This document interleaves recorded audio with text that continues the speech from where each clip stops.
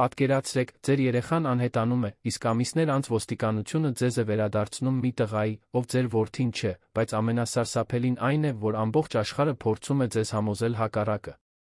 Այսօր կխոսենք «Փոխարինում» ֆիլմի մասին։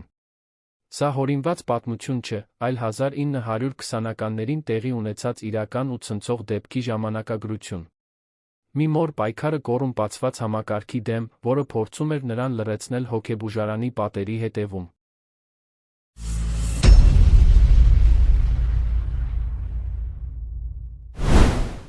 1928 թվական, Լոս Անջելես։ Քրիստին Քոլինզն արթնանում է արվարձանում գտնվող իր տանը։ Նա արթնացնում է որդուն, Ուոլթերին, և դռան շրջանակի մոտ չափում նրա հասակը։ Նրանք նախաճաշում են և նստում ավտոբուս։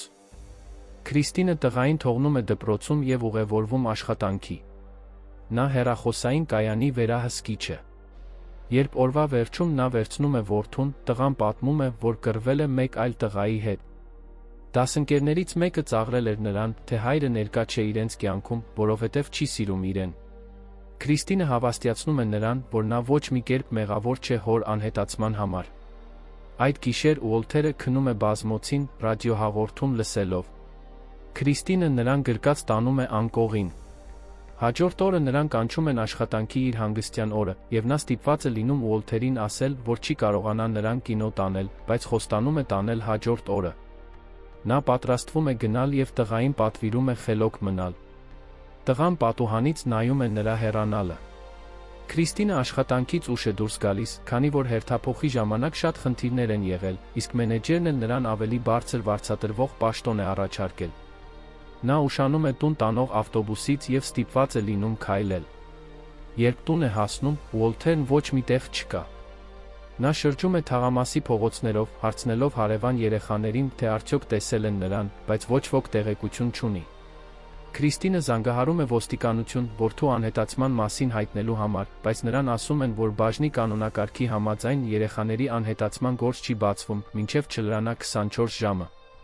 Նա օգնություն է աղերսում, բայց նրան պատասխանում են, որ մինչև առավոտ ոչինչ չեն կարող անել։ Ուոլթերի անհետացումից 2 շաբաթ անց վերապատվելի Գուստավն իր եկեղեցում աղոթում է Քրիստինի համար, իսկ նրա ծառայությունները հեռարձակվում են ռադիոյով։ Նա հստակ նշում է, որ Ուոլթերը դեռ չի գտնվել Լոս Անջելեսի ոստիկանության անկարողության պատճառով։ Քրիստինն աշխատանքային դադարներն օգտագործում է անհետ կորածների բաժնից որդու մասին տեղեկանալու համար, ինչը նկատում է նրա վերադասը։ Իլինոյսում մի տղամարդ և մի երեխա, որը ենթադրաբար նրա որդին է, սնվում են ճաշարանում։ Երբ վճարելու ժամանակն է գալիս, տղամարդը տիրոջը բացատրում է, որ դրամապանակը տանն է մոռացել։ Նա ասում է, որ 10 րոպեից կվերադառնա, իսկ որդին կմնա ճաշարանում որպես գրավ։ Եթե 10 րոպեից չվերադառնա, տերը կարող է զանգել ոստիկանություն։ Մի քանի ժամ անց, երբ տղամարդը չի վերադառնում, տերը հենց այդպես էլ անում է։ Ոստիկանները գալիս են Քրիստինի աշխատավայր, տեղեկացնելու, որ գտել են նրա որդուն և նրան տանելու են կայարան, տղային դիմավորելու։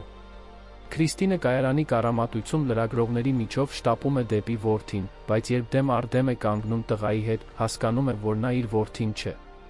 Նա փորձում է դա բացատրել ոստիկանությանը, բայց նրանք փորձում են համոզել, որ նա պարզապես շոկի մեջ է, իսկ տղան շատ է փոխվել վերջին տրավմայի պատճառով։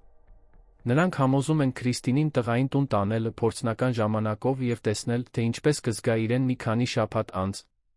Քրիստինը տղային տուն է տանում և կերակրում։ Նա թողնում է նրան մենակ, լոգանք ընդունելու, բայց տղան սայթաքում է, և Քրիստինը ներս է վազում նրան ստուգելու։ Նա նկատում է, որ ի տարբերություն Ուոլթերի, այս տղան թլպատված է։ Նա տղային դուրս է բերում լոգարանից և տանում դռան շրջանակի մոտ, որտեղ նշում էր Ուոլթերի հասակը։ Այս տղան 3 մատնաչափ կարճ է Ուոլթերից։ Հաջորդ օրը նա վերադառնում է ոստիկանական բաժանմունք, ներկայացնելու իր ապացույցները, բայց նրանք հրաժարվում են հավատալ։ Ավելին, նրանք հրաժարվում են շարունակել որդու որոնումները, քանի որ տեխնիկապես նրան արդեն գտել են։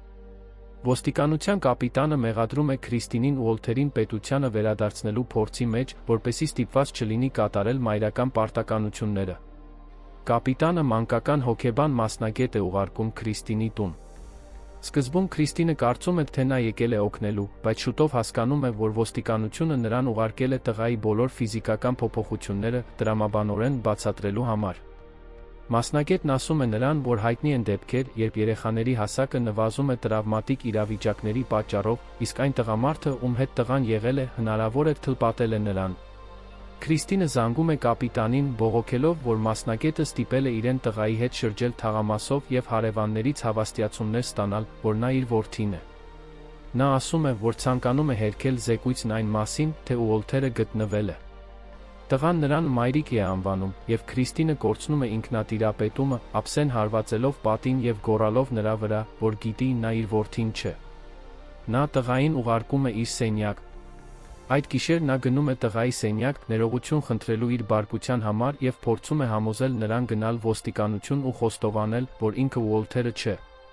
Հաջորդ առավոտ վերապատվելի Գուստավը զանգում է Քրիստինին, ներկայանում և հարցնում, արդյոք նա կարդացել է թերթը։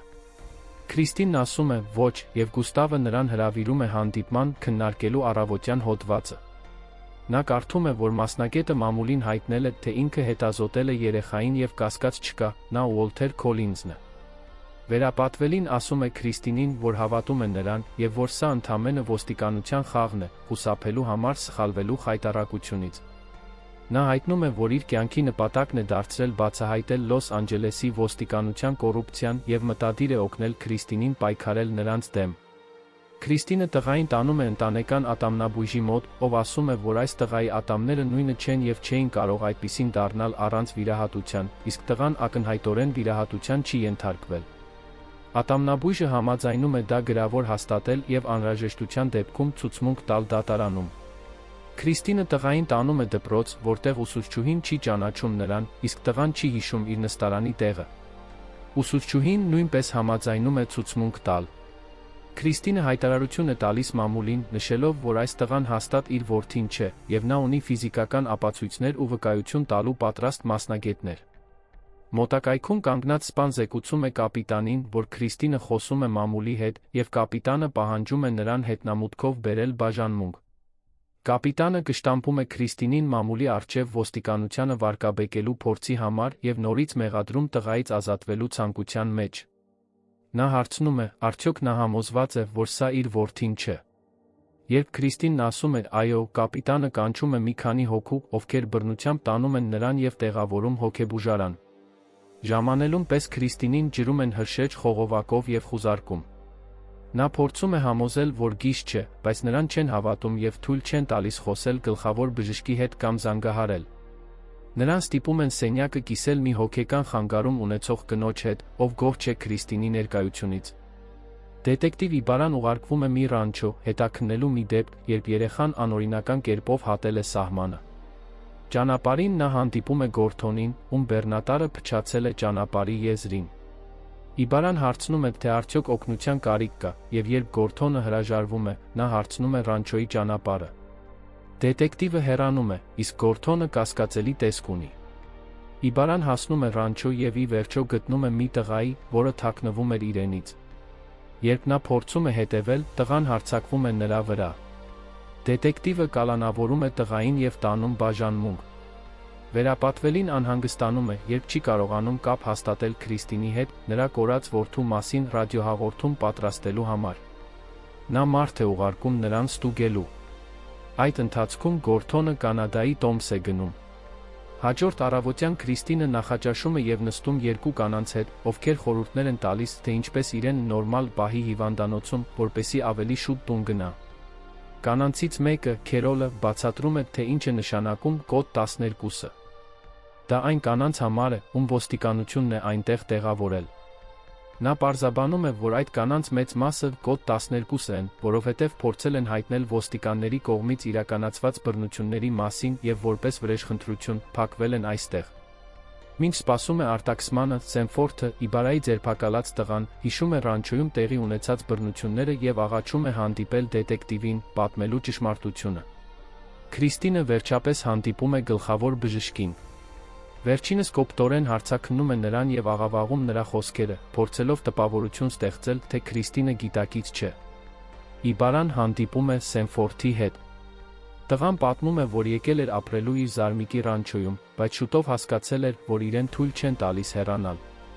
Նա ստիպված է եղել օգնել զարմիկին առևանգել տղաների, բերել ռանչո, սպանել նրանց և թաղել մարմինները։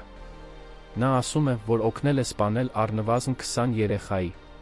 Իբարան Սենֆորդին տալիս է անհետ կորած տղաների լուսանկարների մի փաթեթ և տղան մատնացույց է անում նրանց, ում ճանաչում է որպես զոհ։ Սենֆորդը ճանաչում է տղաների մեծ մասին, որոնցից մեկը Ուոլթեր Քոլինզն էր։ Երբ Իբարան փորձում է զեկուցել իր բացահայտումները ոստիկանության կապիտանին, նրան չեն հավատում։ Կապիտանը հիշեցնում է, որ նրանք արդեն գտել են Ուոլթերին, ուստի նա ոչ մի կերպ չէր կարող մահացած լինել ռանչոյում։ Վերապատվելին և նրա գործընկերները ներխուժում են ոստիկանական բաժանմունք, պահանջելով տեղեկություն Քրիստինի մասին։ Կապիտանն ասում է, որ նրան տեղափոխել են հոգեբուժարան, անկայուն վարքի պատճառով։ Հիվանդանոցում բուժքույրերը փորձում են ստիպել Քրիստինին անհայտ դեղամիջոցներ ընդունել, իսկ երբ նա հրաժարվում է, նրան բռնությամբ պահում են։ Քերոլը փորձում է միջամտել, բայց որպես պատիժ ուղարկվում է էլեկտրաշոկային թերապիայի սենյակ։ Քրիստինն ավելի ուշ այցելում է նրան, շնորհակալություն հայտնելու, և Քերոլը հիշեցնում է նրան երբեք չկորցնել որդուն գտնելու հույսը։ Իբարան և այլ սպաներ վերադառնում են ռանչո Սենֆորդի հետ, որպեսզի ստիպեն նրան փորել և դուրս բերել մարմինները, որպես ապացույց, որ նա չի ստում։ Սենֆորդը միանգամից սկսում է ոսկորներ հանել, և Իբարան դատաբժշկական խումբ է կանչում։ Գլխավոր բժիշկը փորձում է կաշառել Քրիստինին, առաջարկելով ստորագրել մի փաստաթուղթ, որով նա ընդունում է, թե ոստիկանության բերած տղան իր որդին է։ Եթե նա ստորագրի, նրան ազատ կարձակեն։ Հենց այն պահին, երբ Քրիստինին պատրաստվում էին էլեկտրաշոկի ենթարկել, վերապատվելին և նրա գործընկերները հայտնվում են հիվանդանոցում, ձեռքներին թերթի հոդվածը ռանչոյում գտնված մարմինների մասին։ Նրանք պահանջում են ազատ արձակել Քրիստինին։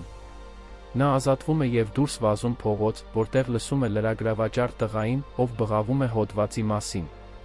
Քրիստինը գրեթե ուշագնաց է լինում, բայց վերապատվելին բռնում է նրան։ Ոստիկանապետը հանդիպում է կապիտանին, նախատելով նրան անպութության համար, և հրամայում է Ուոլթեր Քոլինզին ընդունել որպես ռանչոյում սպանվածներից մեկը, որպեսզի հասարակությունը դադարի հարցեր տալ և պատմությունը մոռացվի։ Իբարան հարցաքննում է այն տղային, ում ուղարկել էին Քրիստինի մոտ։ Սպառնալով նրան բանտ նստեցնել հետաքննությանը խոչընդոտելու համար, դետեկտիվը վերջապես ստիպում է նրան խոստովանել, որ ինքը Ուոլթերը չէ։ Գորթոնը հասնում է Կանադա, քրոջ տուն, և խնդրում է մնալ այնտեղ։ Քույրը համաձայնում է, բայց նրա ամուսինը զանգում է ոստիկանություն։ Գորթոնին ձերբակալում են և հետ բերում Ամերիկա, դատվելու։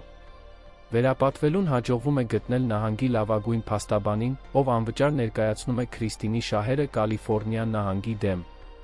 Նրանք վերադառնում են հիվանդանոց, դատարանի որոշմամբ ազատ արձակելու կոդ 12-ով պահվող բոլոր կանանց։ Քաղաքապետը նախատում է ոստիկանապետին սկանդալի համար, նշելով, որ այս տարի ընտրություններ են և այս խառնաշփոթը պետք է անհետանա։ Նա առաջարկում է ստիպել կապիտանին հանրության առաջ իր վրա վերցնել ողջ մեղքը։ Դատարանի շենքի մոտ տեղի է ունենում զանգվածային բողոքի ցույց՝ ի պաշտպանություն Քրիստինի։ Քանի որ ոստիկանության ներկայացուցիչները չեն ներկայանում, փաստաբանը Քրիստինին տանում է դիմացի շենք, որտեղ ընթանում է Գորթոնի դատավարությունը։ Գորթոնը որոշում է իրեն մեղավոր չճանաչել։ Ոստիկանապետը տղային, ում անունն իրականում Արթուր էր, տանում է կայարան, իրական մոր հետ հանդիպման։ Մինչ գնացք նստելը, Արթուրը մամուլին ասում է, որ ոստիկաններն են իրեն ստիպել ասել, թե ինքը Ուոլթերն է։ Քրիստինը վստահում է վերապատվելուն, որ չի հավատում Ուոլթերի մահվանը և դեռ զգում է նրա ներկայությունը։ Դատավարությունների արդյունքում թե ոստիկանապետը, թե կապիտանը ստիպված են լինում հրաժարական տալ, և օրենքը փոխվում է։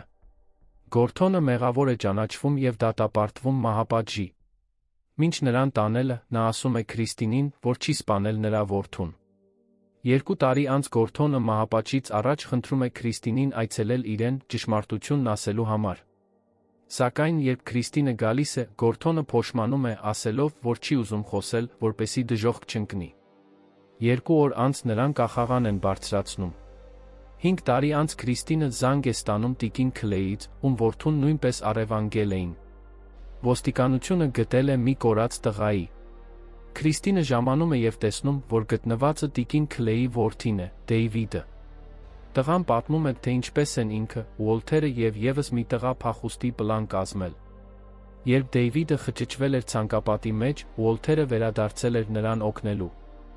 Նրանք բոլորը փախել էին տարբեր ուղղություններով։ Դեյվիդը վերամիավորվում է ծնողների հետ, իսկ Քրիստինն ասում է Իբարային, որ հավատում է, Ուոլթերը դեռ կարող է ողջ լինել։ Նա ասում է, որ Դեյվիդը չի տեսել նրա մահը, եւ Ուոլթերը նույնպես կարող էր հաջողությամբ փախչել։ Շնորհակալություն դիտման համար։ Եթե հավանեցիք, բաժանորդագրվեք սեղ 1 հավանել կոճակը։ Մեկնաբանություններում գրեք, թե որ ֆիլմը կուզեիք տեսնել մեր ամփոփմամբ։